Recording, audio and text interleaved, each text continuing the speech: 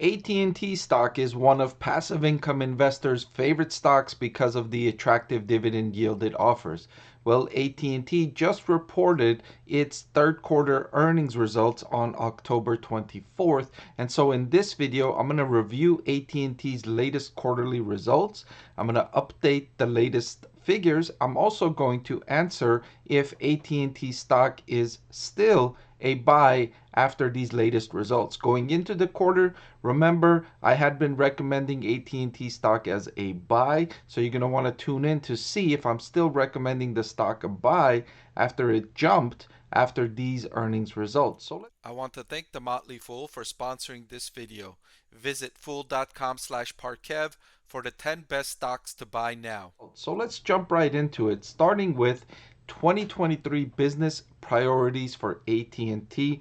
Three main things they highlight, and I've got one item from each of the three categories that I want to discuss here to start with. And that the first thing is to execute consistent and disciplined go-to-market strategy to grow its 5G and fiber business. Now, the key comment here that I want to emphasize, or the key word that I want to emphasize here, is disciplined. Disciplined. And in business speak, what disciplined means is that we're not going to go out of our way to attract customers. We're not going to spend too much money to attract customers. We're not going to offer too much promotion, too many discounts, too many incentives. We're going to stay controlled.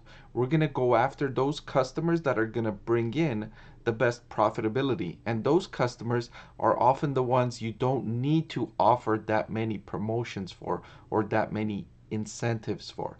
And that's a big decision from a company the size of AT&T, because that dictates what the rest of the industry will do. If you've got AT&T coming out and saying that we're not going to spend too much on customer acquisition, then the rivals Verizon and T-Mobile take notice of that statement. They say, okay, if you're not going to go after market share too aggressively, then we'll do the same. We'll also not go after market share that aggressively. And that way, if we all keep a lid on promotional activity, all three of us can generate better profitability because we're all keeping promotions under control. So customers can't say, well, you're not offering a good promotion, I'm going to go to Verizon or I'm going to go to T-Mobile. Customers, when they don't have that choice, they'll just stick with AT&T, and if they're with Verizon, they'll stick with Verizon. If they're with T-Mobile, they'll stick with T-Mobile. And this is great news for industry profitability.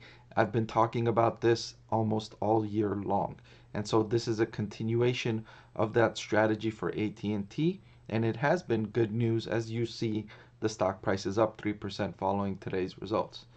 The second thing is the company is working to achieve an incremental $2 billion in targeted savings within the next 3 years.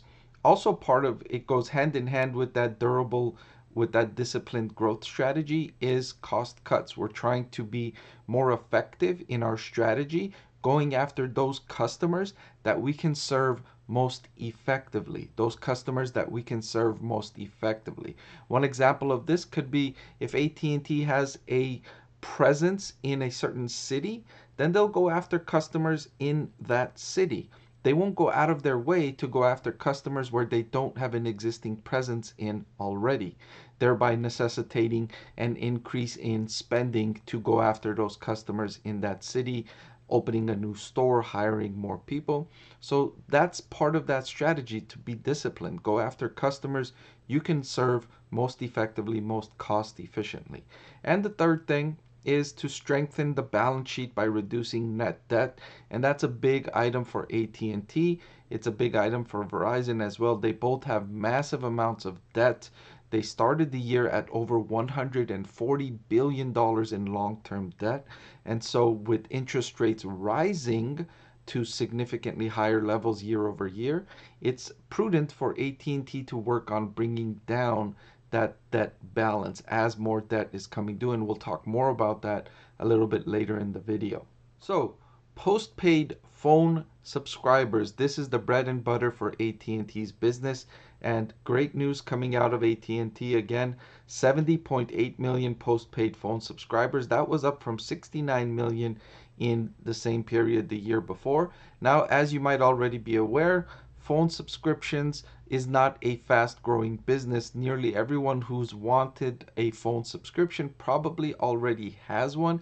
You can make some gains incrementally as younger users age up into the category where they're buying phones, and maybe you make some gains from the smaller companies losing some customers as you gain some market share. However, don't expect AT&T to grow quickly in this category.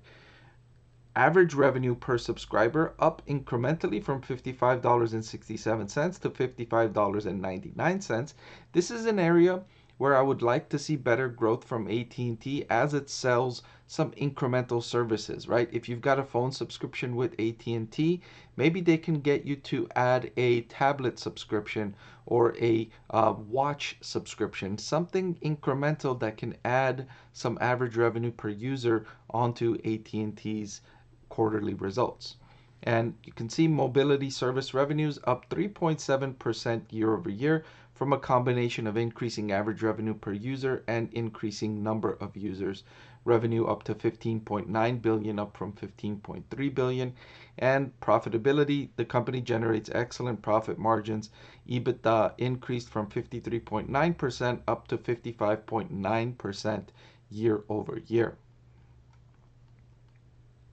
Moving on to its fiber business, you can see revenue jumping much faster here and growth much faster in this category, which makes sense as people are spending more time on the internet, consuming more of their daily lives on the internet. You should expect to see consumers sign up to faster speeds of internet. Maybe they had a 10 megabits or 10 gigabit subscription and they're upping that to a 50 gigabit subscription. So ramping up the speed of the internet that they're purchasing, and that should drive higher average revenue per user, as you're seeing with AT&T, increasing average revenue per user from $62.62 up to $68.21 and adding 1.1 million subscribers year over year. I see this category as room to grow faster or room to grow higher as it continues to offer faster speeds and as consumers migrate over to those faster speed connections. And you can see fiber revenue jumping 27%, much better than the 3.7% growth in its mobility segment. One of the great things about AT&T's business is the massive amounts of cash flow from operations it generates, and the third quarter was no different. You can look here, the third quarter of 2023, the company generated $5.2 billion in free cash flow. That was up from $3.8 billion in the same quarter the prior year. AT&T starting to see the benefits of those investments in 5G technology. It spent billions of dollars building out that network, and it's now starting to receive the benefits of those investments, showing that it was effective in its investment. And that's a critical skill for AT&T and for any wireless company for that matter. But it shows that another demonstration that it can keep up with the times, right? AT&T's been around for a long time. Technology has changed dramatically over the course of AT&T's business, and it's been able to stay up to date at each level of change of technology. And again, with 5G, making the effective investments to transition its business to the next edge, the cutting edge of technology. And as an investor, it's reassuring to see that AT&T continues to be able to execute on that, continues to be able to, whatever the next cycle is, whatever that next technology is, AT&T can invest and transition into that effectively. Cash flow from operations year to date of $26.9 billion. That's up $1.5 billion year over year. So while I mentioned the long-term debt as an issue earlier in the video, the company generates sufficient cash in order to pay that long-term debt. So it has enough money to make sure that it makes those payments. And speaking of that long-term debt, let's go here and take a look at how the company managed its long-term debt in its most recent quarter. So what I have here is AT&T's 9-month period in 2023, the most recent ending 9-month period. And we could see here two line items I've highlighted: repayment of long-term debt and issuance of long-term debt. So last year, in the 9 months ended at this time, the company paid back $24.4 billion in long-term debt and only issued $479 million of long-term debt. This year, it has paid off so far $11.9 billion in long-term debt and issued $9.6 billion in long-term debt. So a net decrease of $2.2 billion this year and about $24 billion last year. So the management team has done an excellent job reducing its long-term debt as it anticipated this rise in interest rate, and therefore it's going to control that interest expense even though interest rates have risen significantly. And you could see net cash provided from operations in the 9 months so far in 2023. Cash flow from operations, continuing operations, 26.9 billion, up about 1.5 billion from the year before, where it generated 25.4 billion. AT&T generating sufficient amount of cash to pay off its debt and simultaneously pay a healthy dividend, right?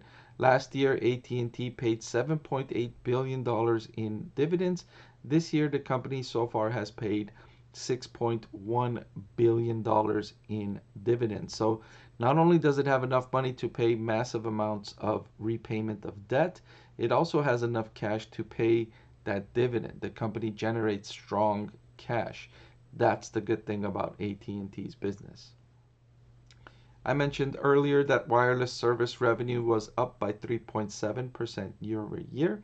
But the key thing to note here is that 468,000 postpaid net additions in the quarter. From the previous quarter, the company added 468,000 postpaid net phone additions.